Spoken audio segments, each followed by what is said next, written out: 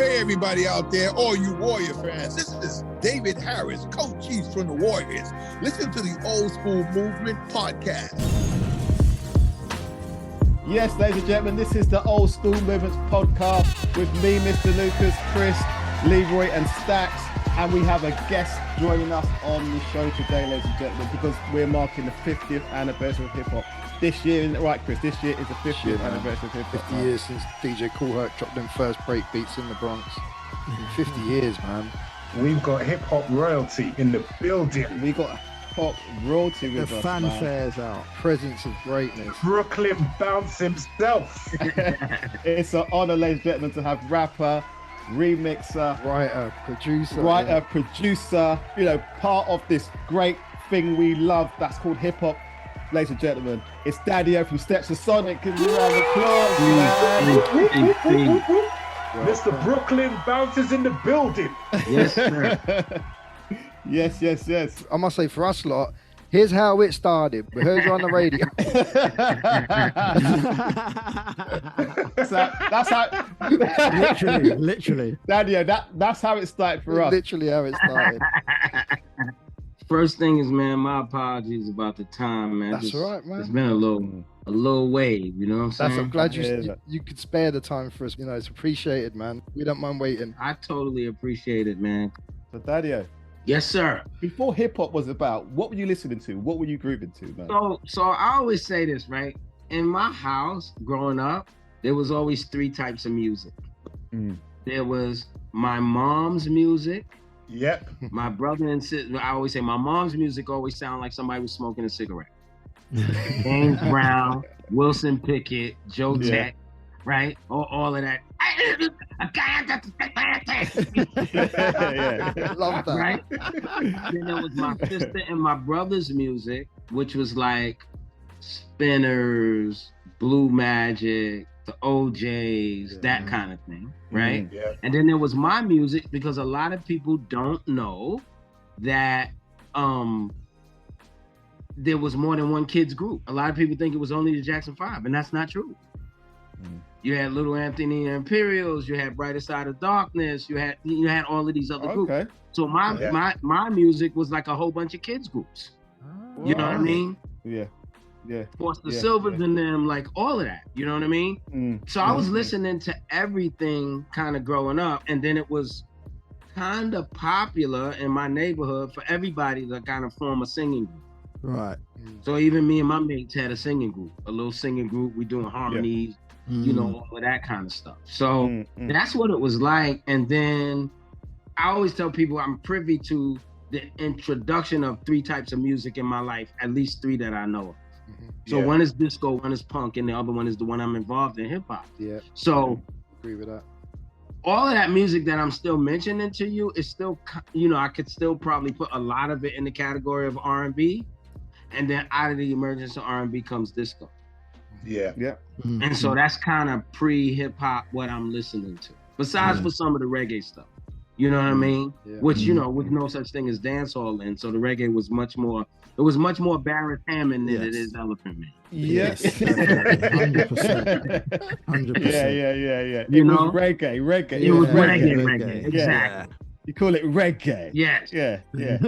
Gregory Isaacs, yeah. Exactly. So that's what that's kind of what we're listening to. And I totally see the correlation, because even without knowing what the Get Down part was, or even without me even being a part of the creation of the breakbeat or whatever, we all still love those breaks. Everybody. Yeah. You know, those records, and then those records had breaks, and we always loved those breaks. It was Herc and Flash and them that was smart enough to say it should be repeated. We didn't think it could be repeated, but we loved those breaks. You know what I mean? And so it was that stuff that we was listening to. Yeah. Are you saying, so you touched on the punk as well. So was that from the UK, the whole punk influence that you was getting into as well? Mostly, and then you got the Ramones and all the rest of them, you know, that started coming. But you know, punk was interesting for, you know, a lot of stuff helped shape hip hop. Then I don't know if cats want to tell the truth, but I will. So a lot of this stuff shaped hip hop, because these downtown punk clubs, music, you know, they already had their rebel thing. Yeah. They already was like, kind of like, you know, fuck you, Bon Jovi. You understand what I'm trying to say? Like they already had that kind of edge on them that we would eventually inherit. But you can kind of see in the message video how they're dressed in that video. It's kind of punk, punk. You know, like feathers on keychains and tight leather and boots. Yeah, because it's kind of like, you know, it's a middle finger to traditional. Yeah, and to society, it's like a rebellion. Exactly. Yeah. And that's what hip hop became. It became that new rebel music. Exactly. Do you know what I mean? But I remember years ago, KRS-One saying that hip hop is probably the last rebellious music that you would ever hear, because everything else after that is still in a rap context. Do you know what I mean? And people thought it was just going to be a fad, it's going to come and go. But look, we're celebrating 50th anniversary, mate. Oh, you know what I mean? Everybody but us. We all knew it was thick. You know, the rapping part was us. The almost the arrangement is us, right? The inflection is us. But the music was kind of something else. And I think that that's what made it, at least in the very beginning, that's what made it blow. James Brown. Because it had that kind of heaviness underneath it of something that somebody else made. Something always familiar. Yeah, it had the familiarity of, exactly. And goodness, right? Because all of those James Brown records wasn't the most familiar James Brown records. True. We didn't rap on top of Licking Stick or Say It Loud. We rapped on top of I Know You Got Soul and Funky Drum. Yeah, it's true. It's true. Yeah. But still, there was some thickness to it, and on all of those type of things. So I think that and to this day, you know, they could argue with me till they blue in the face, but they're not gonna win the argument. Rick Ross still make better records than everybody else because he picks the right sample. Fucking Ricky picks everything right. I don't know what the hell's in his brain, but he always picks the right samples. And Kendrick does too. Yeah, it's the right samples. Yeah. No, you're right. J. Cole does too. Yeah. No, it's true. They're not even sitting there thinking about, let me make something that's no samples. They don't care about that. They just pay for the sample and get it done. Yeah. True. But tell the truth, James Brown was old until Eric B. and Rakim come up and got soul. You know what I mean? You know what? As much as I love James, there was a shunning to us that happened kind of overall. Like everybody kind of looking at us sideways. And we like, hold up. We're not against you guys. Yeah. We really are not against you guys. We're trying to make something here. We're trying to be hot. You could, you know, whatever. But we're not against you. And so for people to look at us like, and it's because we were borrowing. I mean, that's the honest truth. It's because we were borrowing. You know, you're a musician, you in the studio with your mates and y'all making music and everything. You know, here come these rappers after you done press the plate, whatever kind of plate that is, you know what I mean? And they just taking your plate. Just taking your plate. And the whole thing about it, they're not even using the whole thing. Right? So what is it like to be John Davis and the Monster Orchestra that made I Can't Stop? And all they playing is this whole I can't stop till the music. You know, none of that plays. It's true. But that was the beauty of hip hop, because in the 90s you were learning. You was like, okay, that's where it's from, and then you discovered the old artists. Yes. I learned about James Brown and Rick James, all these old artists, because of what hip hop was doing. Do you know what I mean? It could be a couple second sample, but that sample is so unique and so important to that tune that you want to hear the whole loop now. Do you want to hear the whole? You know what I mean? You want to know where it came from. You want to know where it came from. You know, and that's the beauty of hip hop, man. So tell us about Stetsasonic, man. How did you guys start? How did it started begin? off as a threesome, wasn't it? It was three of them. Delight and I were in a religious community together. I met him in that religious community in a non-musical context. I was introduced to hip hop by a guy that just used to frequent, like when we used to sit outside, the guy used to just come by. And, you know, I used to play, I was playing reggae tapes. You know, a Yellow Man, Lone Ranger, Fathead, all of that. Eka That's what I Mouse. was playing. Yeah. Eka Mouse, who I got to work with later on in life too. Oh, nice. Yeah. Easy. So, but you know, I'm playing that stuff. This guy asks me, did I ever hear hip hop? And I'm like, what is that? And he puts in a Grandmaster Flash and the Furious 5 tape, and it totally just it does something to my whole brain. That's an introduction. I'm messed up now. What is this? There's another guy that used to live in that same religious community with us, and he was from the Bronx.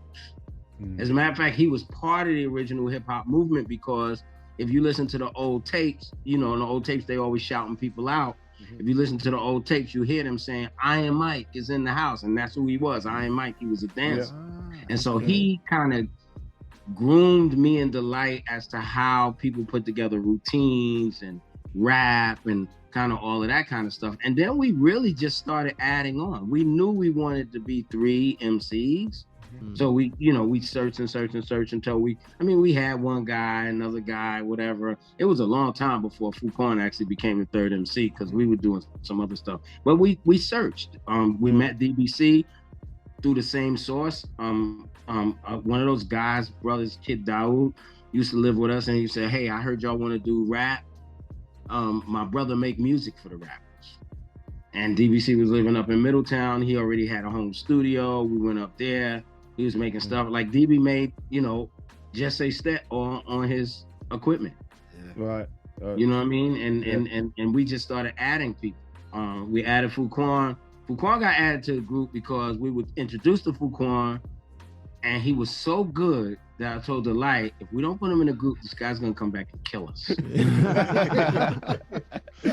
We don't want that. We want a rap career. Right. Wise became part of the group because in the very beginning, me and Delight didn't have a third. And when we were introduced to Wise, we always thought that what Buffy, God bless the dead, from the Fat Boys did had to be done by a fat person. Right. And Wise was brought to us at, I don't know, 130 pounds and doing everything Buff was doing plus more. Scratching with his mouth, all of that kind of stuff. So that's how we ended up getting our deal. The 3 people that got the deal is the 3 people you still see now, me, Delight, and Wise. It was me and Delight rapping, Wise doing the beatbox, and we won a contest and got the deal. Oh, wow. Nice. Cool. Nice. And then once we got the deal, then we introduced, because you could listen, there's a Mr. Magic interview, and you could hear Mr. Magic saying, Fuquan, I never saw you. You know, you never was around. And then Fuquan's like, oh, well, I always was there, but, you know, I wasn't. Because none of those guys, DBC, Fuquan, or Prince Paul, they were in the group. I had put them in the group, but I was like, you gotta, you know, give us a minute. Let me get this deal. You know, let's sort it out first, and then we give you a call. I could only go with what I knew. I could have tried to add that element, but I think we would have messed up. But me, Delight, and Wise were good at it. We had already been doing that for a while, going out and killing parties with this light-skinned boy doing the beatbox, which nobody thought a skinny boy could do the beatbox. And these 2 guys rapping, and we were doing routines like, we was really doing routines the way 3 and 4 man crews used to do routines. Right. We wasn't doing it like Jekyll and Hyde or Houdini. Yeah.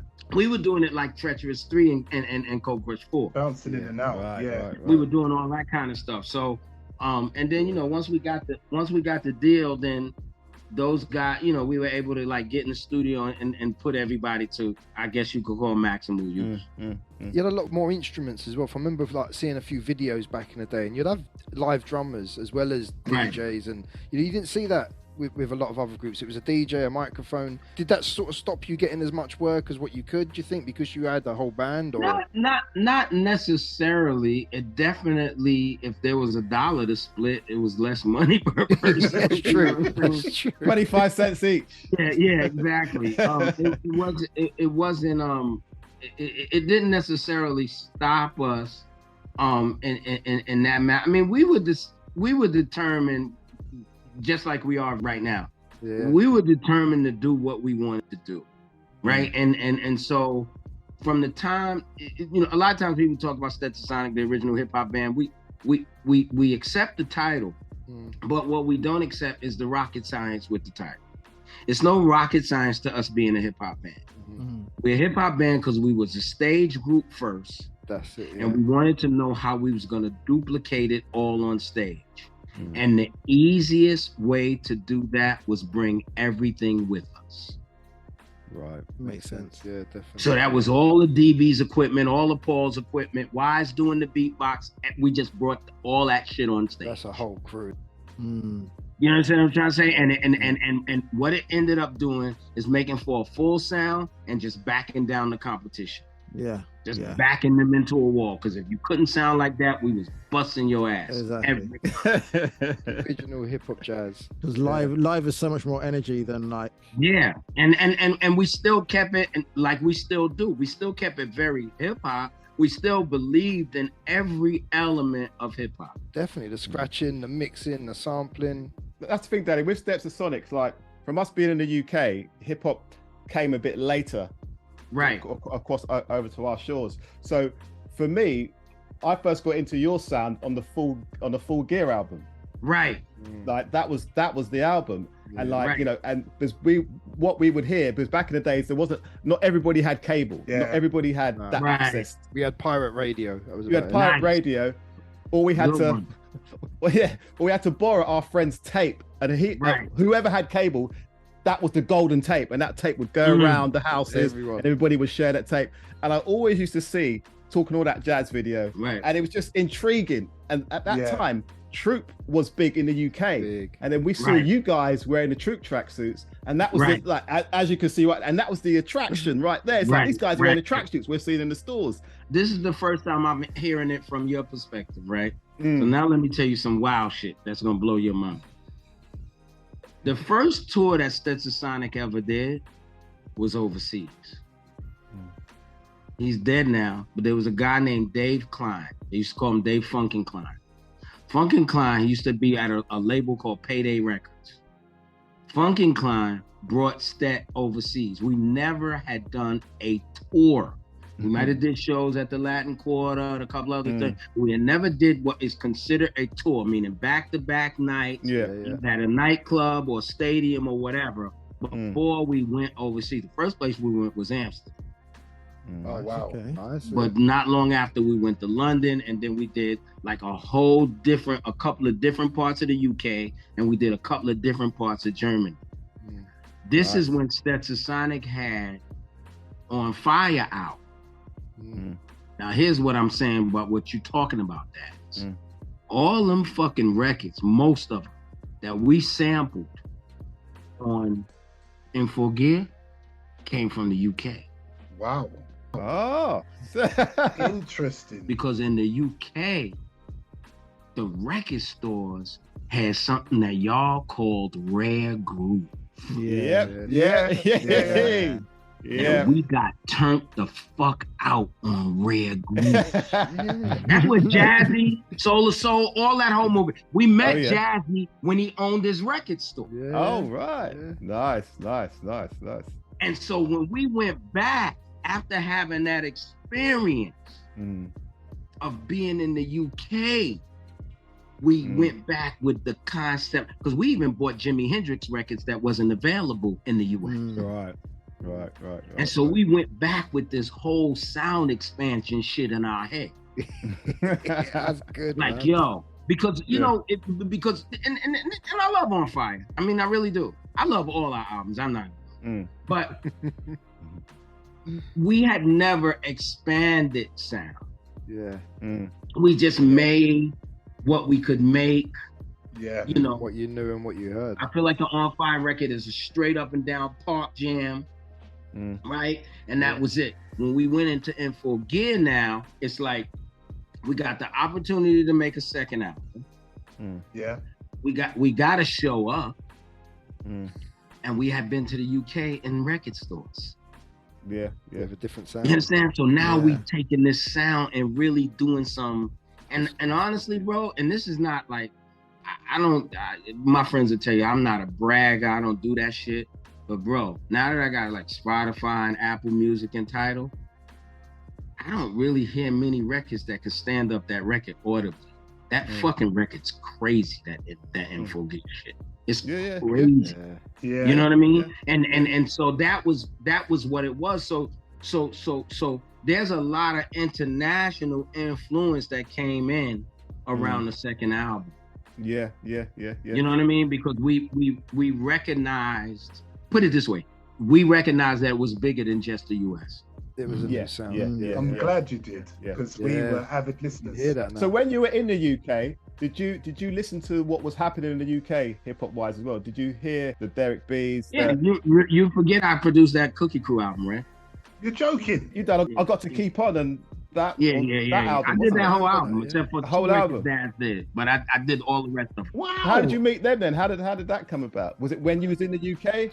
No, I actually met the Cookie Crew because Lisa Cortez, who actually is the producer on this Little Richard thing that's coming out, at the time she was at Rush Management, and she was one of the executives. Well, I don't even say executives. We use that word, so everybody use that word. So she worked at Rush, okay, and she came up with an idea and presented it to Russell called RPM, which was Rush Producers Management.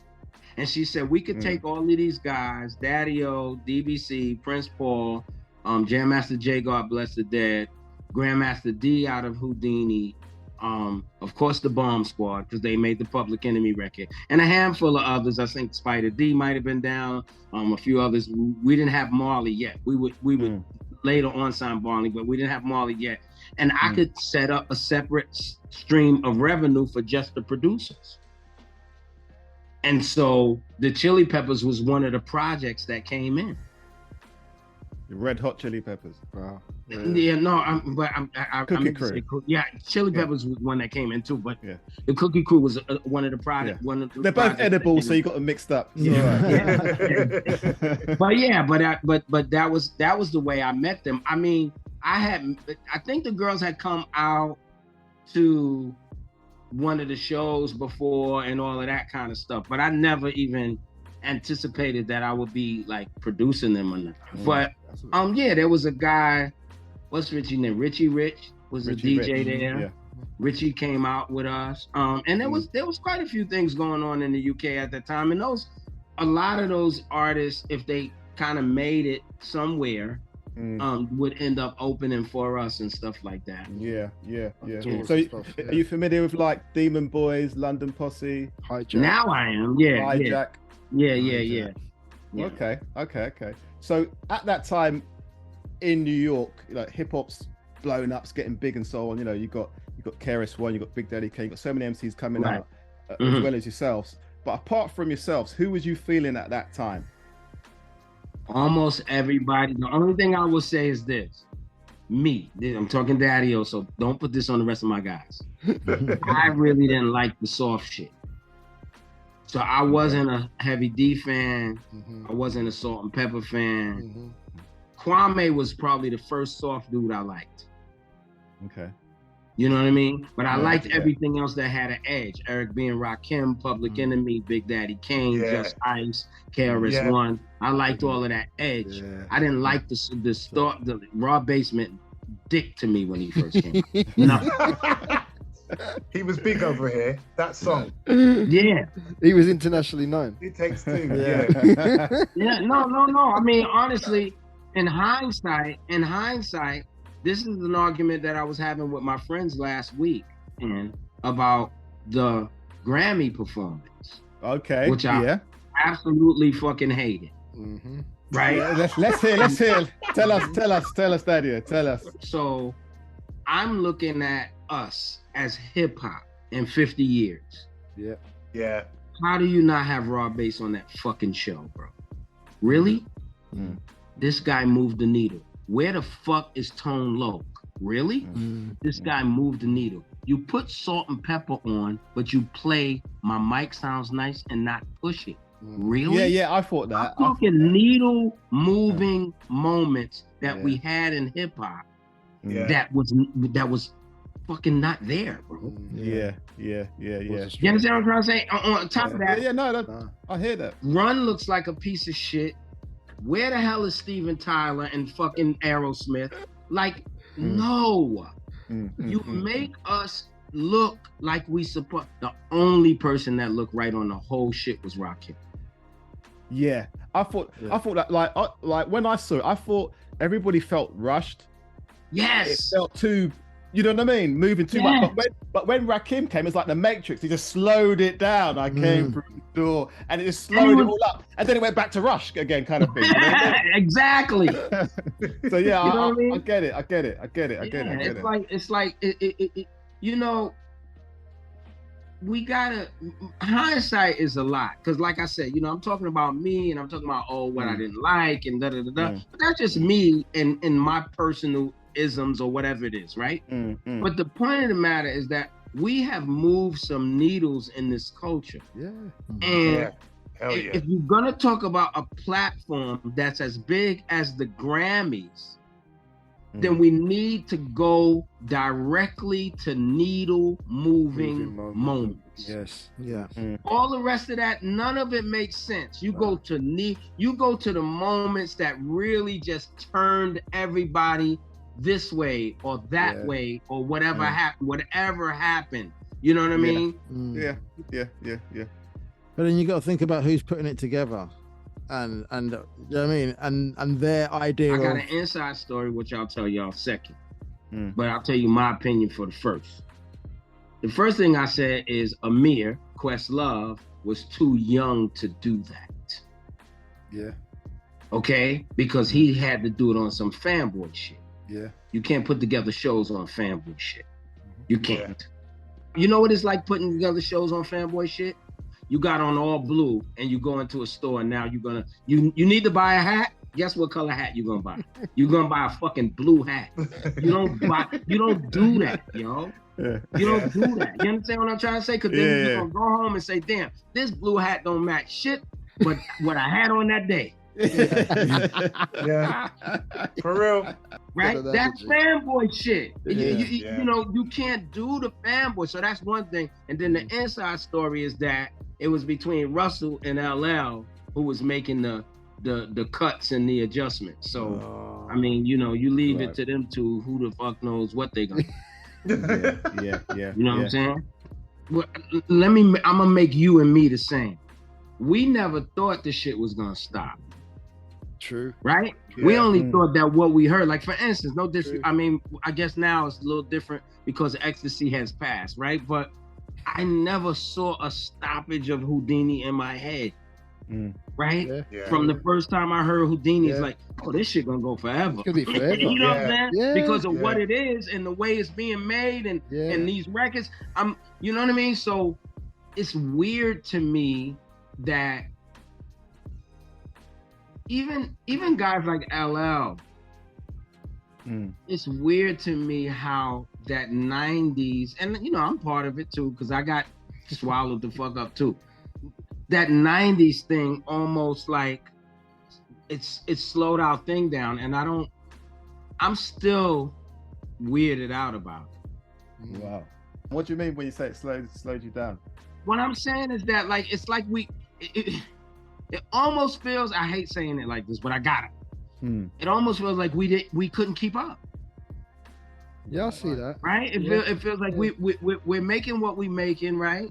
But then we couldn't keep up. Some of the sound changed. Yeah. A lot of the content changed. A lot of the content. That was But some of the sound changed, and then it's like, I don't know if we had the kind of footing that we needed to have. And then honestly, the bridges died, because the bridges would have been Pac and Biggie. That's a fact. Yeah. I mean, the Big, when I first heard Big, I'm like, who the fuck is sounding like an old guy? Yeah. Because at that time, Jay and them was already out. They didn't even care about having rap voices. Remember, with us, it was always about having a rap voice. Biggie came out with a rap voice. Yo. It's got to be Brooklyn, man. It's got to be that Brooklyn. I'm like, yo. So, you know, and then, you know, you got to think of what he loved, what Pac loved. Everything that they loved was old school stuff. You know, Biggie was a huge fan of Slick Rick. That's where he gets the storytelling from, all of that kind of stuff.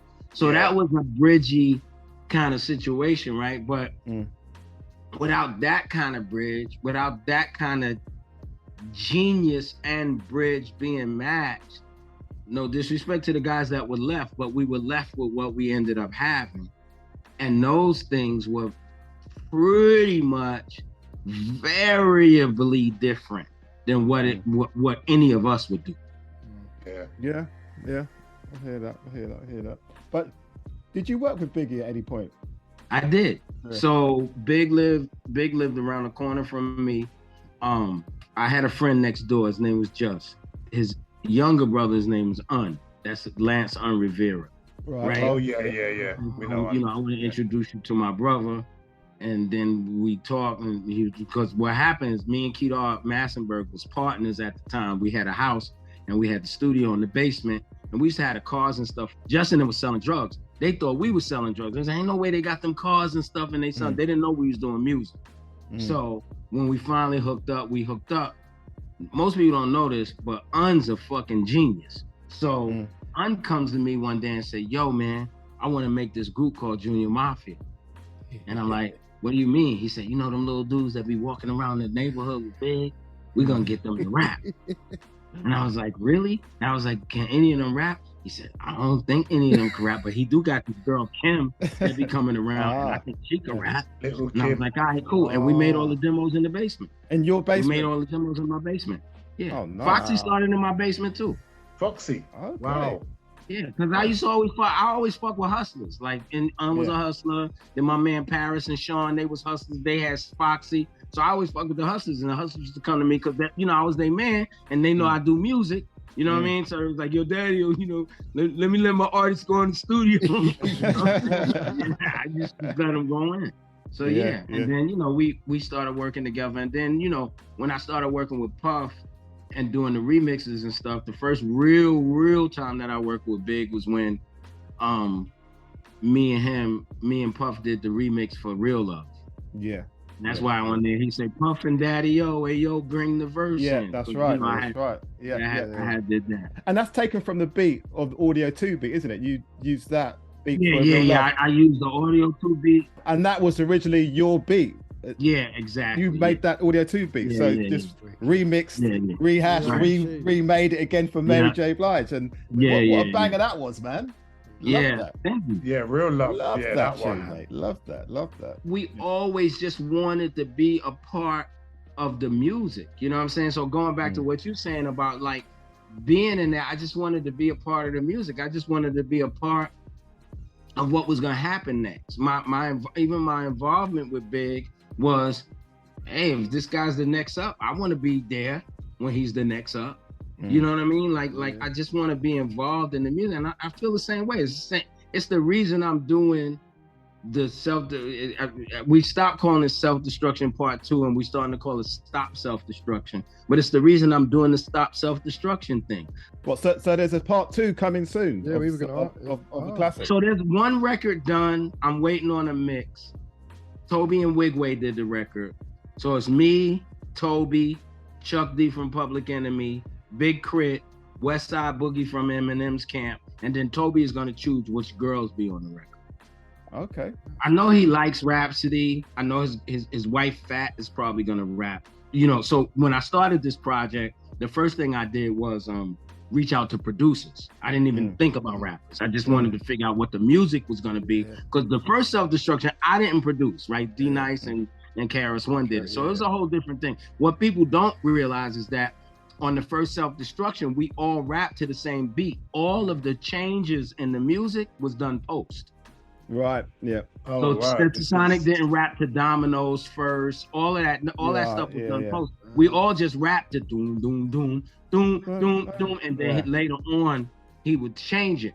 Right. But I thought this time around, I said, let me go out and find some heat first, and then we could deal with it. So I just got on my Instagram one day and called out Pete Rock, Large Professor, the big Mayor, Easy Mo B.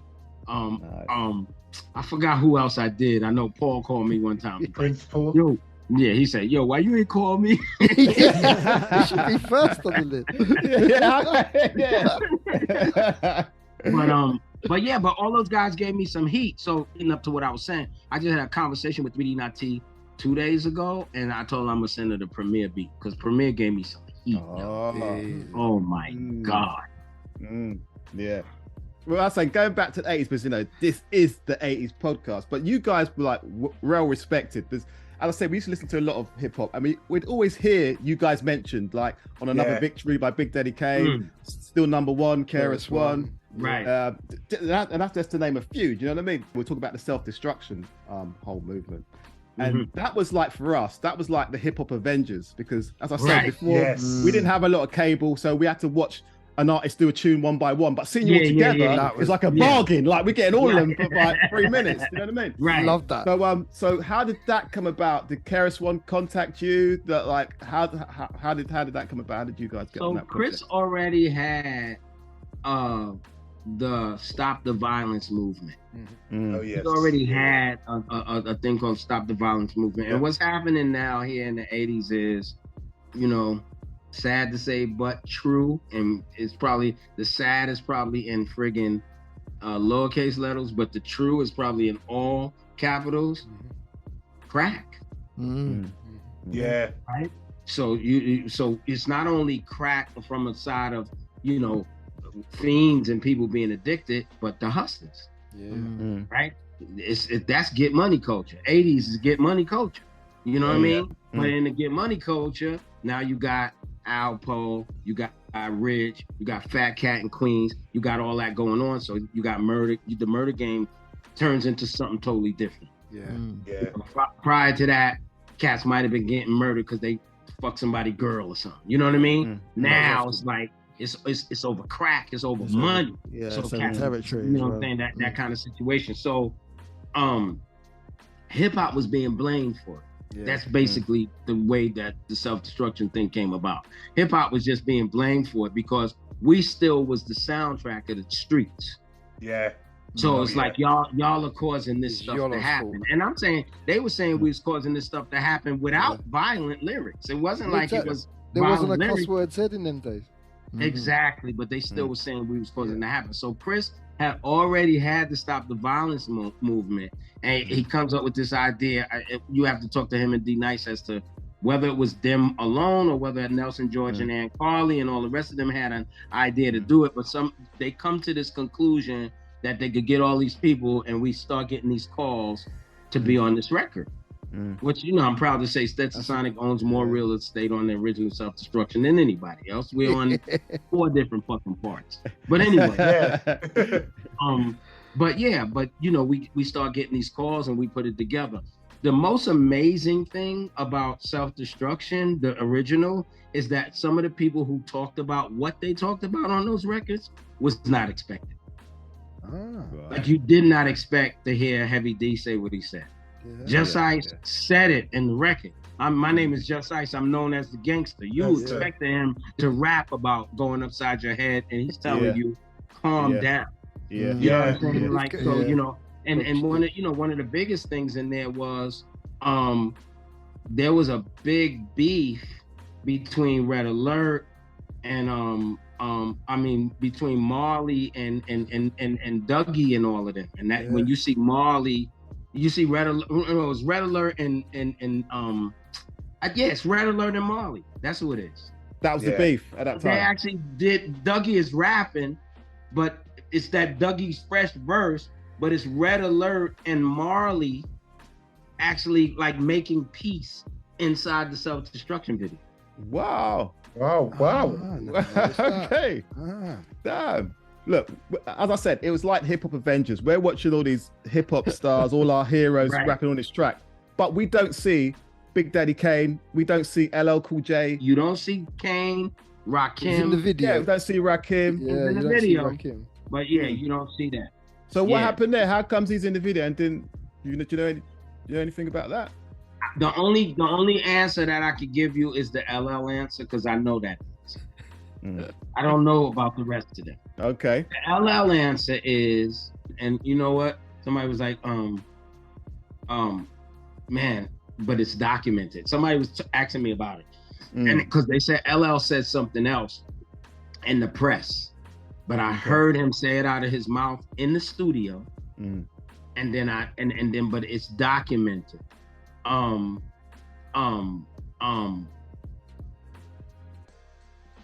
He said, I haven't been out. Remember, it's you guys' fault, okay? It's y'all's fault. Because when he put out Walking with the Panther, that's why the beginning of Mama Said Knock You Out, BBC broadcast. LL went to London with Walking with a Panther, and you guys threw stuff at him on stage. That's a fact. Yeah, we were too young to go to concerts, so it wasn't us personally. But yeah, I understand. It wasn't us. Yeah, the UK is like, it's hostile. We know what real hostile. hip hop is, right? Yeah. We know what real hip hop is, and if you're not gonna give it to us, we're not gonna give you nothing back. We're gonna let you know how we feel. The UK are hostile, and they let which made a great album. Right. Because when he came back, when Mama Said Knock You Out, that was a dope album. Maybe he was talking to the British fans. Maybe he's talking to us. Don't call it a comeback. Yeah, that's right. Yeah. Been here for years. Wow. Damn. I don't want to bump into LL Cool J now, man. Damn. So LL Cool J didn't appear on Self-Destruction because he didn't appear because he said, I haven't been out in a while, and I don't want the first thing to hear. First thing for people to do is hear me on that. Hear him on that. Got him. He thought that beat was corny. What? Leroy, how did the beat go, Leroy, man? How did it go, Leroy? I can't. You were singing it earlier. I know the lyrics. Spin it on your head. Yeah. You put me on the spot. Oh, but that's the it's the James Brown. I forget what record it is, James Brown, but that's it. It's a loop from James Brown. That but he didn't like it. But he wrote MC Light's rhyme. Yeah, that's right. Did he? Yeah, he wrote the right in front of me. He wrote it right in front of me. Nice. Just there and then. Done. Funky, fresh, dressed to impress, ready to party. Yeah. Okay, nice one. So, and then after Self-Destruction came out, the West Coast did All in the Same Gang as well. I remember. Yes. A couple years later, right? Yes. Was there any talk of you two combining to make a super? Never. But interestingly enough, if you look at the Self-Destruction video, when we were in Mount Morris Park, and I'm sitting on the stairs. Do you remember who was sitting next to me? Oh man, because I could see you. I can see it as well. Who was sitting next to me is one of the rappers in All the Same Gang. Oh. It was Tone Loc. Oh. Yes. Oh, he's still there. Yes, it was. Nice. Okay. Yes, Tone Loc was there. So it always it always behooves me as to whether or not it was actually Tone Loc that went back to the West Coast. Yeah. Hey, yo, there's a tune. East Coast, we got. That could be true, bro. He's the only one in both videos. The secret's out. Just saying. Wow, man. Damn. But listen, Daniel, going back to cuss words, as we were saying, in the 80s, we had so many tunes, and like the top MCs there wasn't one cuss word unless you had to emphasize a situation, but it wasn't every other word, every other. Do you know what I mean? And then, but it was like there was a time when hip hop was getting really conscious, right? And Public Enemy come out with Fight the Power, and it felt like that was when those people said, "We got to put an end to this, and we got to bring out something more ignorant and more gangster." Because the way we saw it in the UK. We're listening to Fight the Power, all the conscious rap, Lakeem Shabazz, all Rakim. Everyone's talking conscious. I love Lakeem Shabazz. Yeah. Everyone's talking conscious. Then all of a sudden, we hear Straight Outta Compton. You understand what I'm saying? Yeah. And then we hear, and then we hear the N-word every other time. Every girl's called a bitch and disrespect, and it's like we heard that things. The people up there wanted things to change, but it was too influential. It was being too like everyone was. Everyone was coming together. It was too nice. Yes. You know what I mean? Yeah. Kumbaya. And you know what I'm saying? And thank you. And it was like we thought to ourselves in the UK, we can see the change. And it seemed like you would only sell if you was being disrespectful and talking a load of garbage. Yeah. That's when the shift was. Yeah. Did you feel that in the US as well? This is part of what I was talking to you about earlier, about us and being able to maintain. So I feel like part of that has something to do with artistry. You know what I mean? And so I think that those of us that were making different type of music, and I get in trouble all the time, so I don't really care. Probably should have tried harder. I think we possibly should have tried harder because the sounds did change. But the thing is, Daddy, my problem is that yes, it needed to change, but lyrical content didn't need to go as wild as it did. Yeah. You know, I don't think it did. I don't think it needed to go that way. But I look at it, and I'm not saying this is good, bad, or ugly, but I'm just giving you a view. I look at it the same way I look at cell phones now. I just said the other day to somebody, people think their cell phone cameras are Hollywood cameras. Yeah. Yeah. Everyone's a director. Because these are all people who at some particular point wanted to be famous or popular or whatever, and now all of a sudden there's a thing called Instagram. Yeah. So now they do it. And so I think it's the same with that kind of music. Like they wanted to be popular and all that. There was never an outlet for that. Barrier of entry prior to that music was not an easy area to entry. So I don't think while the message was out or while Dougie Fresh had the show out, or while Run DMC had Sucker MCs out, Straight Outta Compton couldn't have got arrested. You heard me? It just couldn't have worked. It wouldn't have worked because the barrier entry, and it was like, I don't feel like, no. You understand? But as hip hop, this is one thing I say about hip hop, and a lot of people miss this point. Nobody deals with the mere concept of population.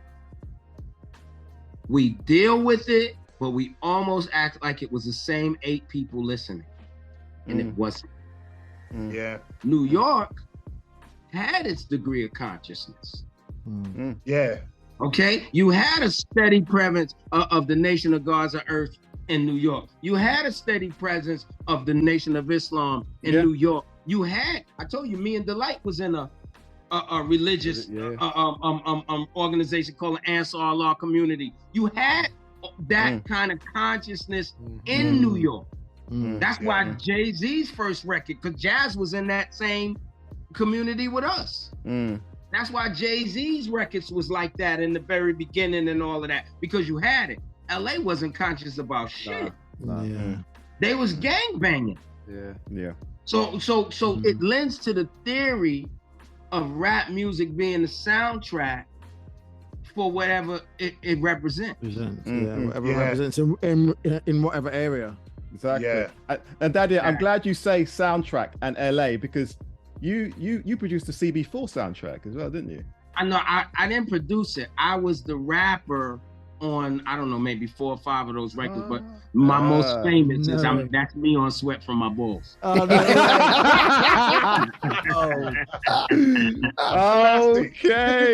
No, you did Sweat from My Balls. Wow. CB4 from My Balls, and I did Straight Out of Low Cash. Oh, you did that as well. Low Cash. Yeah. You can hear that now. Love that movie. That was a good movie. So all this was happening while you were still in Stetsasonic, right? The projects you were working on. So you worked with Boys to Men as well. Now the Boys and Men thing is interesting because I didn't produce anything for Boys and Men. What ended up happening was they sampled something on my You Could Be a Daddy But Never Daddy-O album. And I got like a huge check for the shit. Like I looked in the mail and I had this big ass check. I'm like, what the fuck? That this check come from one of the like, he was like, boom, bum, bum, ba-da, boom, bum, bum, ba-da. It's the end of the road. Easy. Yeah. That's big. That's big. But I was doing, but what had happened around that time, like I said, Lisa Cortez formulated this, Rush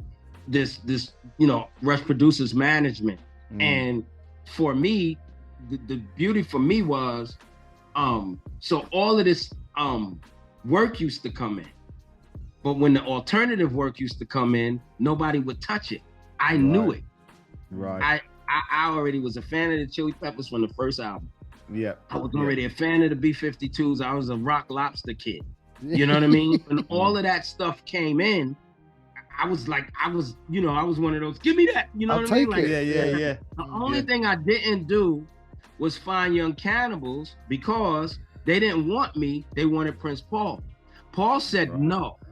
I convinced Prince Paul to do the Fine Young Cannibals because he did not want to deal with it. I said, Paul, it's the Fine Young Cannibals. The fuck are you doing, bro? And he did it. You know what I'm saying? But what tune was that? What Fine Young Cannibal tunes was that? I can't remember. It was probably one of the bigger. I think it was one of the bigger records. Because we always work with those big records. Like for the Chili Peppers, I did Higher Ground. For the B-52s, I did Love Shack. Nice. For Sublime, I did What I Got. That every day, that tune. Right? Nice. You know what I'm saying? Like it was always the big record that they wanted us to remix. Yeah. Oh, that's right. So that's the thing. That's what I'm saying. Like, at the top of this, we were saying you're, rapper, remixer, producer. It's nice to be an octopus, let's say, to have those arms to dip into different bits and that. But what's happening with Stetsasonic now? Where are you at now, man? What's I would say I don't want to say percentage. I guess in my heart was 70% done with the album. That's good. In reality, it's probably more like 62 ish.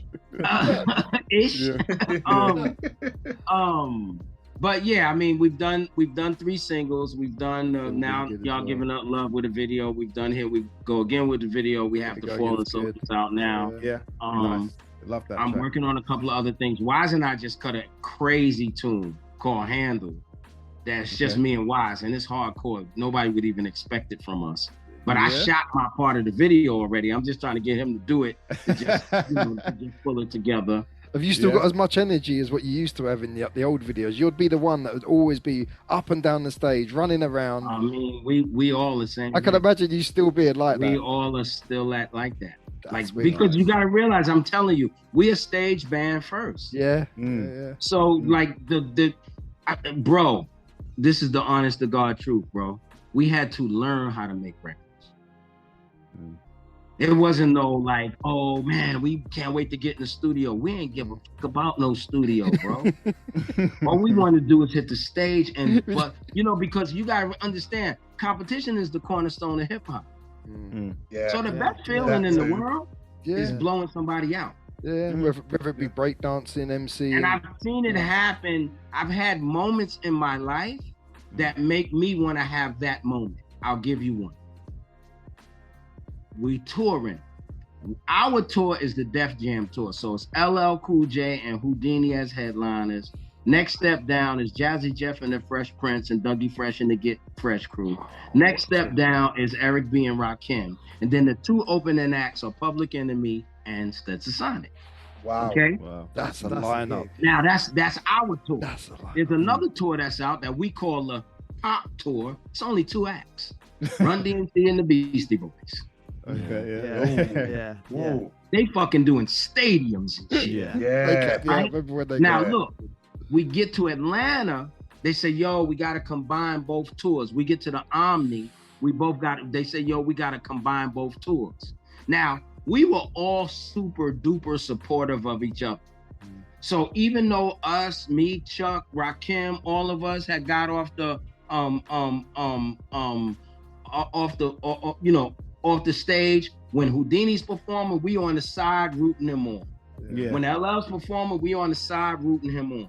So now when we get to the Omni, the lineup is pretty much the same up until the last 3 acts, which are gonna be Run DMC, the Beastie Boys, and LL Cool J. They allow LL, because of how big he is, they allow LL to go on after the Beasties. So it's the same show that we already had up to Houdini. Then the Beasties go on, and then LL's gonna go on. But when we used to do the tour ourselves, before we were with them, LL lands his radios, because remember he had 2 DJs. They had Bobcat and Cut Creator. He lands his radios. It's a whole setup the way he comes, right? And you gotta understand, competition is the cornerstone of hip hop. So we going to try to blow Run DMC and the Beastie Boys out the fucking water. All right. So the Beasties did good, but Houdini had already handed them their fucking food. Okay. So now it's only one left, and that's Run.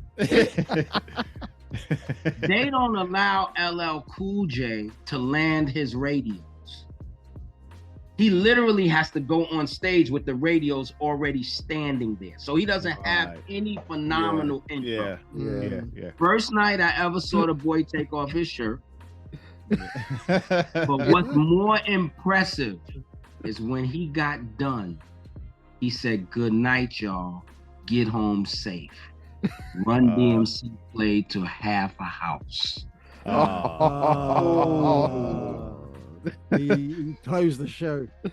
I can't tell you how many times I've duplicated. He's learned the That's trick. a good trick. That's a good trick. Yeah, have a good night. Have a safe journey Let home. them feel that it's done. So it's always about those moments. You know what I'm saying? It's always about those kind of stage moments. So you know, kind of getting back to the energy. You know, we always gonna have that energy because it's fun to be that. The atmosphere dictates. You know what I mean? We see a lot of cats that got a little older, like Brand Nubian and all of them, and what they look like on stage right now. That's never gonna be us, bro. Yeah, that's Never. good to hear. That's good to hear. Yeah. No BS allowed. No BS allowed, brother. Yeah, Just- we can't do it. Like we gotta make it. We gotta make it work. And we've been working on some new things. Like we did a show a year ago, in the Netherlands. It was outside of Amsterdam. And we added this thing. It was cute though, but it worked though. We added this whole thing where we got the whole audience doing this side to side dance. Like we had, you know what I mean? Like we still building on it. Like we still building on the show and like because we got new records. You know what I mean? Exactly. So give it a fresh energy. Yeah, exactly. But we're able to pull some of that other stuff together too. Be great for you to come to the UK, man, when you got that album out. We're working on it. We're working on it. We'll be there definitely. Come on, get some more inspiration like you did in the old yeah, days. yeah. Our music's changed, man. Our music's changed. Well, if you want to hear it at the moment, no, it's not great. You know, come down, come to the pub, have a pint with us, and get some inspiration. And, That's right. Take it back. Take it back. Or two pints. Or two, a pint or two. Do you know what I mean? Yeah. That's amazing. Looking forward to hearing some more material, seeing the new videos. You know, when Wise gets his bit together, seeing that new video and all the rest of it. But as I told you at the top of this, we're the old school movements and we love the 80s. We venture the 80s. So we're going to play a little quiz with you now. We're going to ask you some questions because talking about that jazz, a Full Gear album came out in 1988, right? Correct. So we're going to ask you a collage of things that came out around that year, whether you like or not. So it's do you like red or green? You answer. Do you know what I mean? Okay. So you ready? I'm ready. All right, Chris, do you want to start it off? Okay, we'll start with the movies. 88. Are you feeling Die Hard or Coming to America? You got one ticket, and these two movies are showing. What movie are you going to watch? Don't Shoot Me. Die Hard. Hey, Ooh, Leroy like that. Leroy, I love that. Die Hard is a movie and a half. That's a fucking movie, bro. That shit's Movie crazy. and a half. Yippee-ki-yay, motherfucker. all right. Okay, so this is going to be tricky. This one, Chris, what's the second one, man? Second one, Straight Outta Compton or Don't Believe the Hype. I know where I'm going. I know where I'm going. It's Straight Outta Compton for me. Straight Outta Compton. Yeah. Yeah. Where you guys going? Where were you guys I'm going? going, Don't Believe the Hype. I'm going Don't Believe the Hype. PE, man. I'm going Don't Believe the Hype. You know why? Because Don't Believe the Hype to me was like, it felt, and I'm just telling you, for me, I liked the record, but it felt like a soft Public Enemy record. Yeah, it did. Yeah, no, You know what I'm saying? Because I totally agree because in the UK we had just heard probably Rebel Without a Pause. Rebel Without a Pause. Yeah. So we're waiting for a big, a big Rebel, sequel. Yeah. Chuck still closes his show to Rebel. Yeah. It's the one, Yeah. isn't it? It's the one. Still works. Yeah, that shit's I crazy. get what you say about that. Be the hype. I'm just loyal to the East Side, man. You know, always gonna pick it. All right. So Daniel, the next one. We love our cartoons in the 80s. We loved our cartoons. So we're going to go with the heavy hitters of around that time in '88. So we're going Thundercats versus Transformers. Oh my! What are you saying? It gotta be Thundercats for me because you know why? I never really watched the Transformers. Thundercats is good. I always loved Thundercats Ho. Thank you. So did he. Transformers, my friends, I know the song. Yeah. The Transformers, robots in That's the it, sky. these I know the guys. song, but my friends like the I couldn't get with that whole robot people. Even though Thundercats is still weird, right? Because cats and people, but Cats in pants and swords. It made more sense of robots, though. It made more sense of robots. Yeah, I'd rather see trucks turn into robots than cats in pants. That's just me. okay.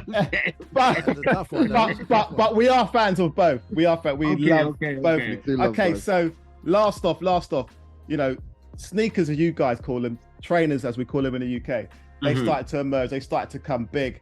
And you know, some labels stayed and some labels slipped to the wayside, i.e., you know, British Knights, Pony NFLs, and so on and so forth. But we've got one here, and when we saw these, we saw Public Enemy wearing these trainers I'm going to mention first, and we've got them up against another pair. So we've got the Avia 855s versus the Nike Air SC. Ooh. Jeez. Ooh. I would go with the Avians. Okay. Yeah, I'm I going would go with with the the Avian. SCs. I mean, because I don't remember ever being a Nike fan. Even to this day. I'm trying to remember Nikes that I had. That's a Yeah, I mean, I did have some of them. The ones that had like they make them in leather and Cortez? suede. I had some suede Nikes one time. Okay. But yeah, no, I have to go. The way you say it's like Nike's a distant memory. Nike's, you know, Nike's still around, isn't it? They really mess. Just do it. You know these guys are, right?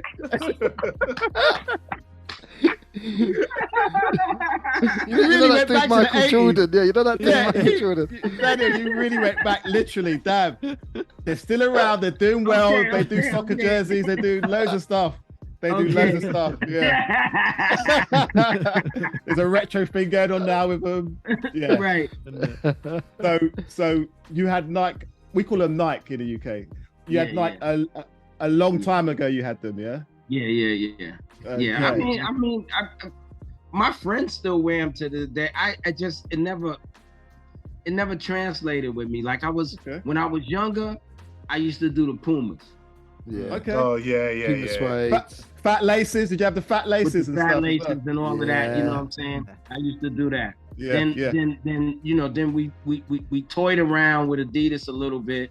Next thing you know, I'm a rapper. Then I'm getting Troop sneakers. True. Yeah. Yeah. True. I'm wearing Troop sneakers because, you know, first they endorsed me, then I actually start liking them and stuff like that. And then, you know, That's cool. after that, I'm, you know, whatever I think looks good. Okay, Yeah. I'm glad you mentioned Troop. I wasn't going to mention it, but now you mentioned it, I'm going to mention it. So in the UK, right, there was a rumor about Troop. You guys know the rumor about Troop. Yeah. I don't know if it was the same. I don't know if it's the same in the US, I think but it was. they said, you know, once you look in the soul of the Troop, it will say, "Thank all you N-words for buying our trainers, KKK."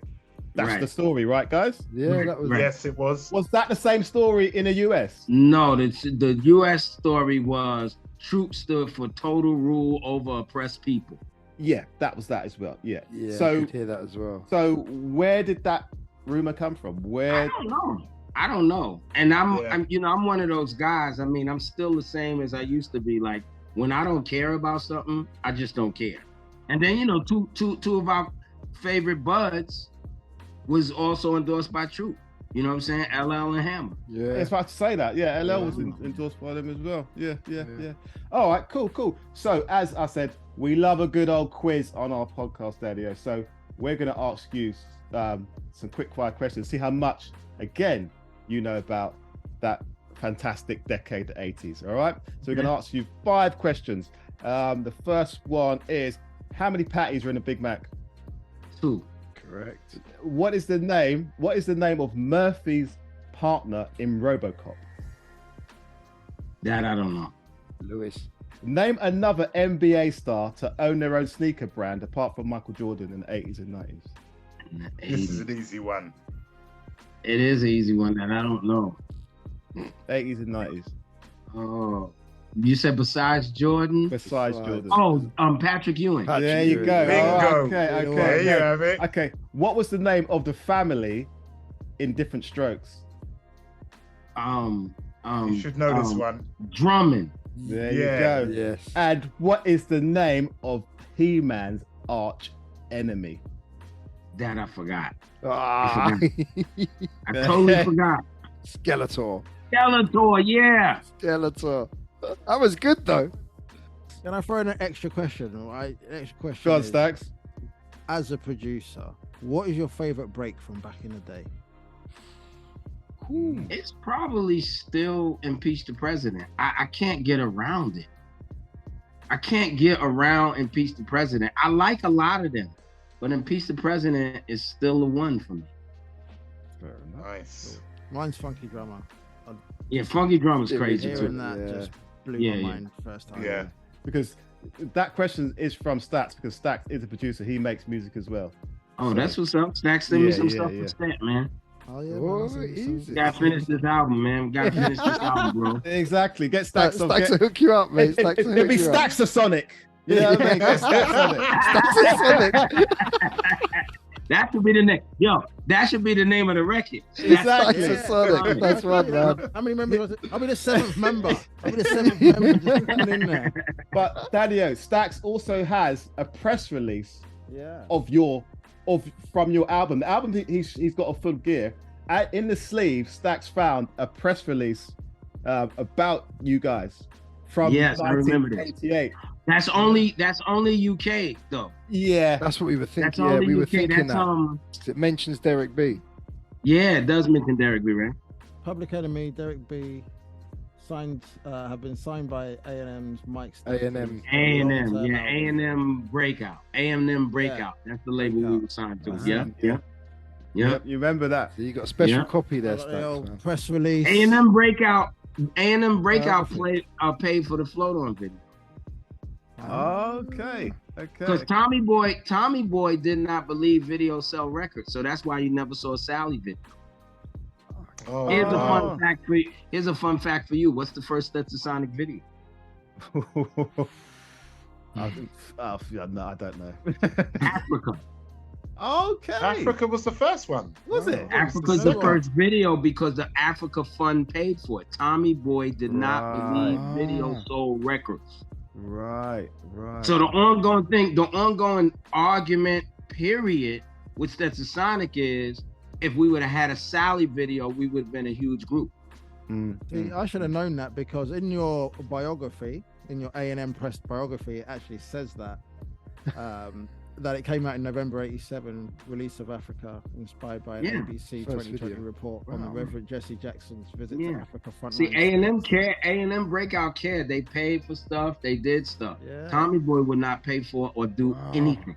Put their money where their mouth is. Videos Yeah. sold music back, you know. They did. Run DMC was doing all types of videos. Houdini was doing all types of videos. LL was doing all types of videos. And they said videos don't sell records. We gotta chase. Oh. We'll chase the record with the video. If the record blows and we blows, start getting Then the we'll follow ad, it up. Yeah.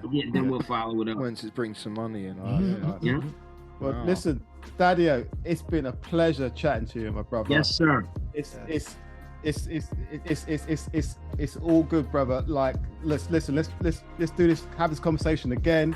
That'd be You great. know, if we Oh, could yeah. one day. Yeah, man. I'm sorry it took so long. And send me Stacks. Give Stacks my email Yeah, address. that's what I was well, gonna we say. will do, mate. We will That's what I do. was gonna say. I want to hear a track with you guys by the Yeah. summer. Okay. That's the Sonic. That's right. Do you? Yeah. Right. Yeah, I want to Stetsasonic. Okay. But Daddio, thank you. Let's chat again Thank soon, you. man. Yes, sir. Good. Been a Yes, sir. pleasure having you, Brilliant. man. Loved Been a it. pleasure Been having good. you on the podcast. Thanks for everything you've done in hip hop, man, and carry on doing it. Carry on doing it, man. Appreciate it. Love that. If anyone wants to listen to Stetsasonic stuff now, you can find them on a YouTube channel, Channel 0. Yeah, Channel 0, yeah. Also on Bandcamp at Spitslam Records. Yeah. And wherever you stream your music, search Stetsasonic. They're there. We everywhere. Everywhere, Yeah. man. Everywhere, man. Everywhere. All right. Man, it's been Maybe amazing. Come and have a Amazing, pint, man. and we'll see you soon, man. You got to come to the UK. Okay, brother. Definitely, brother. Peace to the hip hop legend. That is Daggio. Gotta go. Peace. All right. Yo, Stack, send me some joints, man. Definitely. Enjoy the rest All of your right. day. All right, you too. Peace. Yes, guys, that was Daddy-O in the house to celebrate the 50th anniversary 50th, of yeah. hip hop, man. And what a way! What a and what guest. a way to celebrate! What a guest we had there! One of the pioneers, legend. man. Yeah. Hip hop royalty, as Leroy said. Legend. Hip hop royalty legend, man, in the game, man. There you go. I hope, guys. So It was a pleasure. I hope you guys enjoyed listening to it as much as we did talking with him. But until then, I'm Mr. Lucas. I'm Chris. And I'm the last dragon. And guys, we out. Until next time, Happy birthday, hip hop. Happy birthday. peace and love. Peace. We're out. Those were the days I remember. Old School Movement Podcast. They are the bomb.